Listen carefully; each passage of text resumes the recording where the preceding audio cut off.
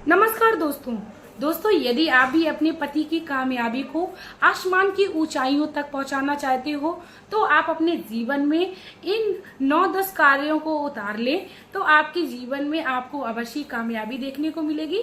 साथ ही आपके घर में जो भी धन संबंधी परेशानी होगी या कलेश संबंधी परेशानी होगी वह धीरे धीरे करके खत्म होने लगेगी। दोस्तों, वीडियो के इन तक आप लोग बने रहिए क्योंकि आज की वीडियो बहुत ही ज्यादा महत्वपूर्ण होने वाली है। दोस्तों, वीडियो को शुरू करने से पहले मैं मेरे आराध्य श्री लक्ष्मी नारायण को मैं कोटि कोटि प्रणाम करती हूँ। मैं उनको कोटि कोटि नमस्कार करती हूँ। दोस्तों, हर महिला अपने जीवन में सुख समृद्धि पाने के साथ साथ धन की बढ़ोतरी चाहती है। वह तो चलिए दोस्तों, टाइम को वेस्ट ना करते हुए आप लोगों से मैं साझा करती हूँ कि आपके पति की जो तरक्की है वो आसमान की ऊंचाइयों तक कैसे पहुंचेगी। सबसे पहले तो मैं आप लोगों की आपके किचन में लेके चलती हूँ कि आपको किचन में क्या क्या बदलाव करने हैं जिससे आपके घर में धन संपदा की बाढ़ आने लगे। आपको क्या करना है कि जब भी आप अपने घर में रसोई में रोटी बनाए तो ये हम लोगों ने काफी बार सुना है कि पहली रोटी गाय को निकाली जाती है। दोस्तों, आप लोगों को मैं बता दूं, गाय की रोटी से भी पहले हम लोगों को छोटी छोटी गोलियां 1 या 2 तवे पर अवश्य डालनी चाहिए जिससे पहली रोटी का विचार खत्म हो जाता है। उसके बाद आप गाय माता की रोटी को निकालिए, उसके बाद आप पूरे परिवार को खिलाइए और लास्ट की रोटी आप कुत्ते को खिलाइए, क्योंकि कहते हैं लास्ट की रोटी जो भी कुत्ते को डालता है तो उसके पितृ दोष के साथ साथ शनि दोष यदि लगे होते हैं वह भी खत्म हो जाते हैं। इसके बाद दोस्तों, किचन से संबंधित जो दूसरा उपाय है वो आप लोगों को आपके जीवन में ये कर लेना है कि जब भी आपके घर में सब्जी बना ले आप तो उस कढ़ाई को या उस बर्तन को आप गैस पर ज्यादा देर के लिए रखा हुआ ना छोड़ें। जिस भी समय आप गैस को बंद करें आप तुरंत ही वहां से उस बर्तन को हटाकर नीचे रख दीजिए, मतलब आप जगह को चेंज कर दीजिए। कई बार हम लोगों ने देखा है कि हमारी माताएं बहनें सब्जी बनाने के बाद गैस पर ही सब्जी को छोड़ देती है और वहीं से लोगों को सर्व करने लगती हैं। ऐसा नहीं करना चाहिए दोस्तों, ये हमारे जीवन में काफी ज्यादा अशुभ होता है। तो हमेशा ही सब्जी को नीचे उतार कर तब दूसरों को सर्व करनी चाहिए।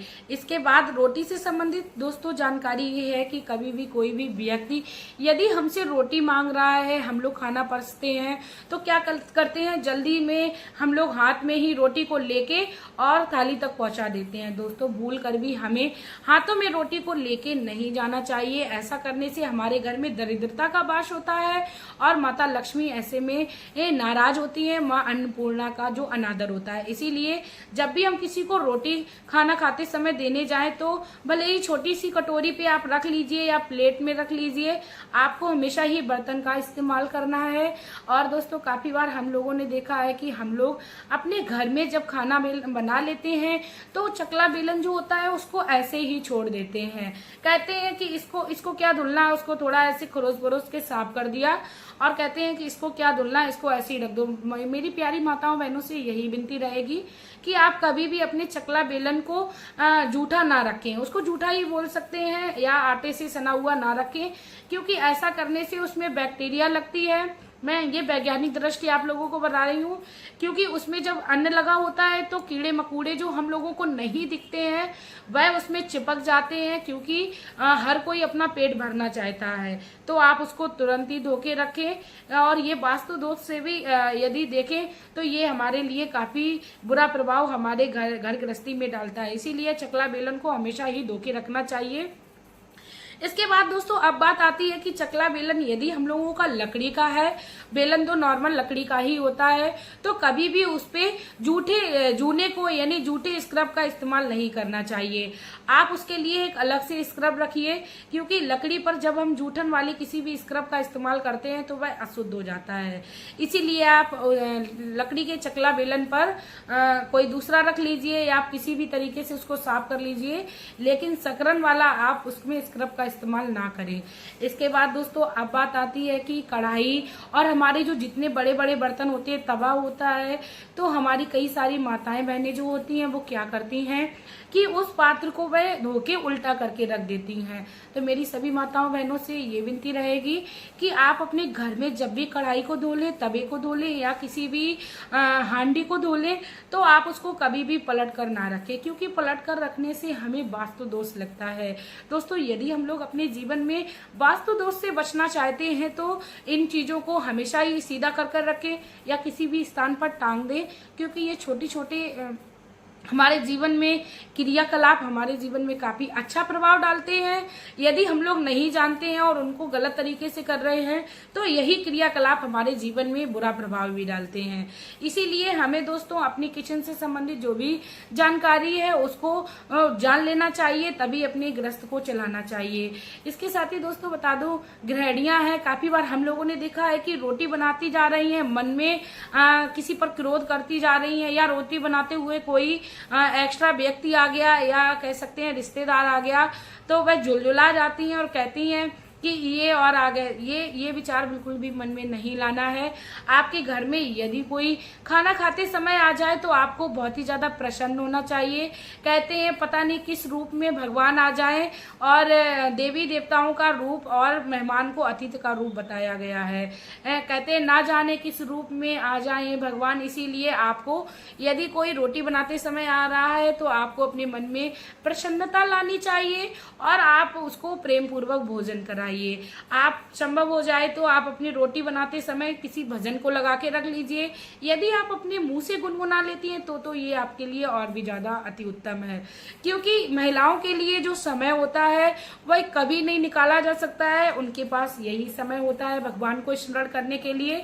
तो आप अपनी किचन में लगे रहिए और भगवान के स्मरण को करते रहिए। इससे दोस्तों क्या होगा, भगवान की कृपा दृष्टि मिलेगी, और जिस भी घर में कृपा दृष्टि भगवान की हो जाए उसको कभी कोई व्यक्ति हरा नहीं सकता है। इसके साथ ही मैं बता दूं कि जिस भी घर में भगवान की कृपा दृष्टि हो जाती है उस घर में धन संपदा की कभी कमी नहीं रहती है।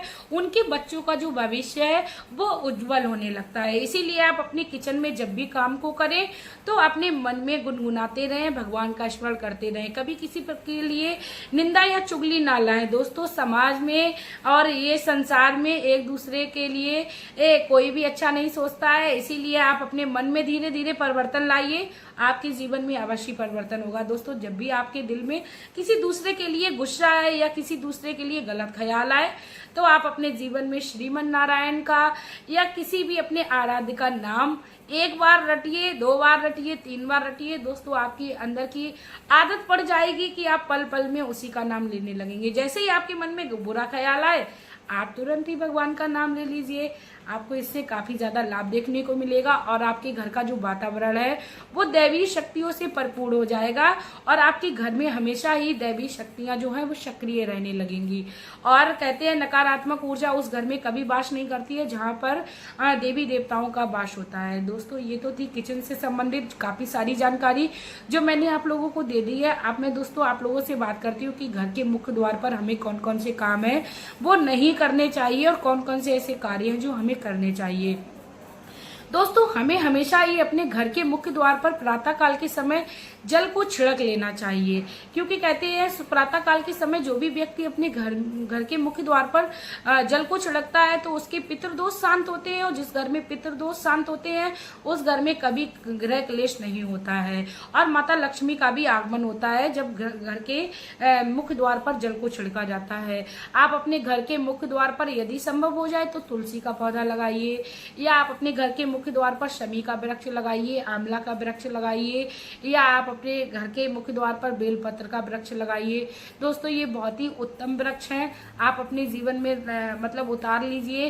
और आपको तुलसी के पौधे को लगाते समय याद रखना है कि आपको अपने घर के मुख्य द्वार के बाहर की तरफ तुलसी का पौधा नहीं रखना है। आप अपने घर के मुख्य द्वार के अंदर की तरफ तुलसी माता के पौधे को रखें, क्योंकि लक्ष्मी हमेशा घर में रखी जाती है, लक्ष्मी को कभी घर से बाहर नहीं रखा जाता है, क्योंकि तुलसी के पौधे में माता लक्ष्मी का वास बताया जाता है। तो आप अपने घर के मुख्य द्वार पर स्वास्तिक अवश्य बनाएं, क्योंकि जिस भी घर के मुख्य द्वार पर स्वास्तिक बना होता है, ओम का निशान बना होता है, या जय श्री राम लिखा होता है, या श्री लक्ष्मी नारायण लिखा होता है, या शिव शंभु लिखा होता है, उस घर में कभी भी नकारात्मक ऊर्जा प्रवेश नहीं कर सकती और उस घर में बुरी शक्तियां जाने से भी डरने लगती हैं, क्योंकि उनको पता होता है इस घर में दैवी शक्तियों का वास है। दैवी शक्तियों से हमेशा ही नकारात्मक ऊर्जा डरती है। तो यदि आप अपने घर में नकारात्मक ऊर्जा या किसी के करे कराए को नहीं आने देना चाहते हो तो आप अपने हिंदुत्व होने का फर्ज निभाइए। अपने मुख्य द्वार पर कुछ भी एक नाम अंकित कर लीजिए, चाहे कुछ भी करिए आप। जो मैंने इतनी सारी 5-6 चीजें बताई हैं, आप अपने घर के मुख्य द्वार पर अवश्य करिए। फिर आप देखिए आपके घर में सुख समृद्धि रहने के साथ साथ धन भी टिकने लगेगा।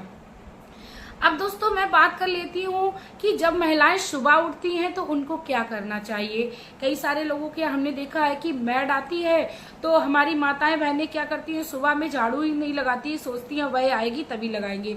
दोस्तों आपको बिल्कुल भी ये कार्य नहीं करना है। आपके घर में मैड जब आती हो तब उसको आने दो, लेकिन आप अपने घर में एक नियम कर लो कि आपने घर में झाड़ू लगा दी है। भले ही आप हल्की हल्की झाड़ू को लगा दीजिए, और झाड़ू लगाते समय आपको ये याद रखना है, जब आप झाड़ू को स्टार्ट करें तो दक्षिण दिशा की तरफ आपका मुख नहीं होना चाहिए। आप पूरब में कर लीजिए, पश्चिम कर लीजिए, उत्तर में कर लीजिए, लेकिन दक्षिण दिशा की ओर आप अपने जब झाड़ू लगाएं तो मुख को ना करें। इसके साथ दोस्तों मैं आप लोग बता दूं, जब आप अपने घर में झाड़ू लगा रहे हो तो आप अपने मन में ये ख्याल लाइए कि मैं अपने घर से रोक सोक को जो है वो निकाल रही हूँ, अपने घर से कलेश को निकाल रही हूँ। ऐसा करने से आपके घर की नकारात्मक ऊर्जा यदि होगी भी तो वह चली जाएगी। इसके साथ ही दोस्तों मैं आप लोगों को बता दूं, आप लोगों को ऐसा कौन सा उपाय है जो कर लेना है। आपको अपने आंगन में हमेशा ही गंगा जल का छिड़काव करते रहना है, क्योंकि घर के आंगन को मुख्य भाग बताया जाता है और सभी देवी देवताएं घर के आंगन से ही होके निकलते हैं, क्योंकि घर का आंगन जो होता है वो बीच स्थान पर होता है। इसीलिए आप अपने घर के आंगन को हमेशा ही स्वच्छ रखिए। वहां पर आप तरह तरह की चीजों को अस्त व्यस्त ना पड़ा रहने दें, क्योंकि कहते हैं अस्त व्यस्त घर में जब चीजें पड़ी होती हैं उससे हमारे जीवन पर काफी बुरा प्रभाव पड़ता है। इसके साथ ही दोस्तों मैं आप लोगों को बता दूं, यदि महिलाओं या हमारी माताओं बहनों के घर में जो हमारे घर में शूज या चप्पल इस्तेमाल नहीं होती हैं, उनको कभी भी नहीं रखना चाहिए। फटे पुराने जूते चप्पल तो कभी भी अपने घर में स्टोर करके नहीं रखने चाहिए। यदि हैं तो तुरंत ही उनको हटा देना चाहिए, क्योंकि चप्पल जूते जो हैं वो शनि ग्रह से संबंधित बताए जाते हैं। इसीलिए यह आप अपने घर से फटे पुराने जूते चप्पल को हटा दीजिए। और दोस्तों एक मैं महत्वपूर्ण आप लोगों को बात बता दूं, यदि शनिवार के दिन आप जूते जो फटे होते हैं या चप्पल जो हमारे घर में इस्तेमाल नहीं होती है उनको हटाते हैं, तो हमारे घर में जो शनि ग्रह लगा होता है जिसका दुष्प्रभाव पड़ता है वह हमारे घर से खत्म हो जाता है, यानी शनि दोष से हम लोगों की मुक्ति होती है। और दोस्तों मैं आप लोगों को जानकारी देती ही रहूंगी, अपनी वीडियोज में मैं पूरी कोशिश करती हूँ कि आप लोगों तक मैं अच्छी जानकारी पहुंचाती रहूं, क्योंकि मैं भी वीडियोस काफी ज्यादा ढूंढ खकोल के लेके आती हूं या किसी भी कथा का रसपान करके लेके आती हूं। तो दोस्तों यदि आप लोगों को मेरी ये जानकारी अच्छी लगी हो तो प्लीज आप लोग मेरी वीडियो को ज्यादा से ज्यादा शेयर करें, क्योंकि आपके एक शेयर मात्र से लोगों का भला हो जाएगा और घर में धन संपदा की भी कमी नहीं रहेगी और लोगों को भी इसका लाभ मिलने लगेगा। दोस्तों थोड़ी थोड़ी जानकारी हर व्यक्ति तक पहुंचाते रहना चाहिए, क्योंकि हर व्यक्ति को जागरूक करते रहना चाहिए। जो भी व्यक्ति इस तरीके का कार्य करता है उसको भगवान श्री कृष्ण कहते हैं कभी कोई हरा नहीं सकता है, क्योंकि वह अपने जीवन में शुभ कर्मों को कर रहा होता है। इसी के साथ दोस्तों अब मैं वीडियो में आप लोगों से लेना चाहूंगी विदा। आपका प्यार और कीमती समय देने के लिए धन्यवाद।